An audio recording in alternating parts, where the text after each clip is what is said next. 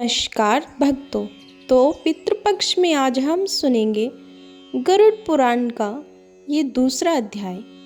इस अध्याय को सुनने से इसका पुण्य सिर्फ हमें ही नहीं बल्कि हमारे पितरों को भी लगता है और उन्हें स्वर्ग लोक की प्राप्ति होती है।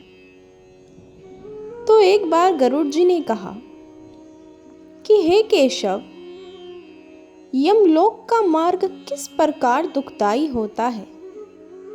पापी लोग वहां किस प्रकार जाते हैं, वह मुझे बताइए। श्री भगवान बोले, हे गरुड़, महान दुख प्रदान करने वाले यम मार्ग के विषय में मैं तुमसे कहता हूँ। मेरा भक्त होने पर भी तुम उसे सुनकर कांप उठोगे। यम मार्ग में वृक्ष की छाया नहीं है जहां प्राणी विश्राम कर सके। उस यम मार्ग में अन्न आदि भी नहीं है जिनसे कि वह अपने प्राणों की रक्षा कर सके। हे खग, वहां कहीं जल भी नहीं दिखता जिसे अत्यंत तुषातुर वह जीव पी सके। वहां प्रलय काल की भांति 12 सूर्य तपते रहते हैं। उस मार्ग में जाता हुआ पापी कभी बर्फीली हवा से पीड़ित होता है तथा कभी कांटे चुभते हैं और कभी महाविषधारी सर्पों के द्वारा डसा जाता है। वह पापी कहीं सिंहों, व्याघ्रों और भयंकर कुत्तों द्वारा खाया जाता है, कहीं बिच्छुओं द्वारा डसा जाता है और कहीं उसे आग से जलाया जाता है। तब कहीं अति भयंकर महान अस्ति पुत्रवन नामक नरक में वह पहुंचता है, जो 2000 योजन विस्तार वाला कहा गया है। वह वन कोओ, उल्लुओं, वटों, गीधों, सरंघों तथा डांसों से व्याप्त है। उसमें चारों ओर द्वाग्नि व्याप्त है। असीपत्र के पत्तों से वह जीव उस वन में छिन्न भिन्न हो जाता है। कहीं अंधे कुएं में गिरता है, कहीं विकट पर्वत से गिरता है और कहीं छुरे की धार पर चलता है तो कहीं कीलों के ऊपर चलता है। कहीं घने अंधकार में गिरता है, कहीं उग्र जल में गिरता है, कहीं जोंकों से भरे हुए कीचड़ में गिरता है तो कहीं जलते हुए कीचड़ में गिरता है। कहीं तपी हुई बालूके से व्याप्त और कहीं धधकते हुए ताम्रमय मार्ग, कहीं अंगार की राशि और कहीं अत्यधिक धुएं से भरे हुए मार्ग पर उसे चलना पड़ता है। कहीं अंगार की वृष्टि होती है, कहीं बिजली गिरने के साथ शिला वृष्टि होती है, कहीं रक्त की, कहीं शस्त्र की और कहीं गर्म जल की वृष्टि होती है, कहीं खारे कीचड़ की वृष्टि होती है, कहीं गहरी खाई है तो कहीं पर्वत शिखरों की चढ़ाई है और कहीं कंदराओं में प्रवेश करना पड़ता है। वहाँ कहीं घना अंधकार है तो कहीं दुख से चढ़ी जाने वाली शिलाएं हैं, कहीं मवाद, रक्त तथा विट्ठा से भरे हुए तालाब हैं। यम मार्ग के बीचों बीच अत्यंत उग्र और घोर वैतरणी नदी बहती है। वहाँ देखने पर दुखदायिनी हो तो क्या आश्चर्य है। उसकी वार्ता से ही भय पैदा करने वाली है। वह 100 योजन चौड़ी है। उसमें पूय और शोणित बहते रहते हैं। हड्डियों के समूह से तट बने हैं, अर्थात उसके तट पर हड्डियों का ढेर लगा रहता है। मांस और रक्त के कीचड़ वाली नदी पार की जाने वाली है।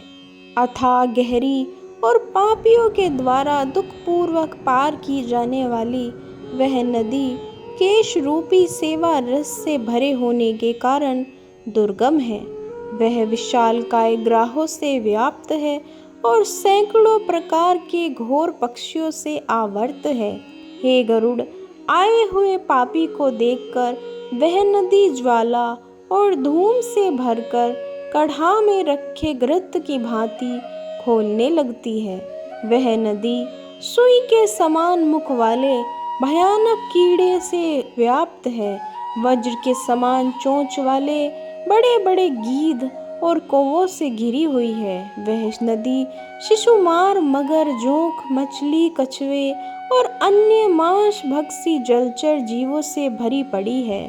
उसमें प्रवाह में गिरे हुए बहुत से पापी रोते चिल्लाते हैं और हे भाई, हाँ पुत्र, हाँ तात, इस प्रकार कहते हुए बार बार विलाप करते हैं। भूख और प्यास से व्याकुल होकर पापी जीव रक्त का पान करते हैं।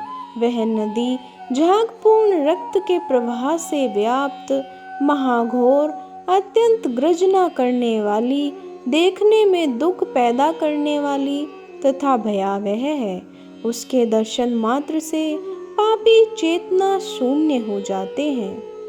बहुत से बिच्छू तथा काले सर्पों से व्याप्त उस नदी में बीच में गिरे हुए पापियों की रक्षा करने वाला कोई नहीं है। उसके सैकड़ों हजारों भंवरों में पड़कर पापी पाताल में चले जाते हैं। क्षण भर पाताल में रहते हैं और एक क्षण में ही ऊपर चले आते हैं। हे खग, वह नदी पापियों के गिरने के लिए ही बनाई गई है। उसका पार नहीं दिखता। वह अत्यंत दुखपूर्वक तरने योग्य तथा बहुत दुख देने वाली है। इस प्रकार बहुत प्रकार के कलेशों से व्याप्त अत्यंत दुखप्रद यम मार्ग में रोते चिल्लाते हुए दुखी पापी जाते हैं।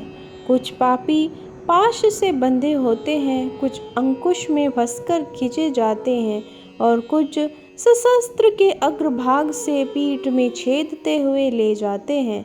कुछ नाक के अग्रभाग में लगे हुए पाश से और कुछ कान में लगे हुए पास से खींचे जाते हैं।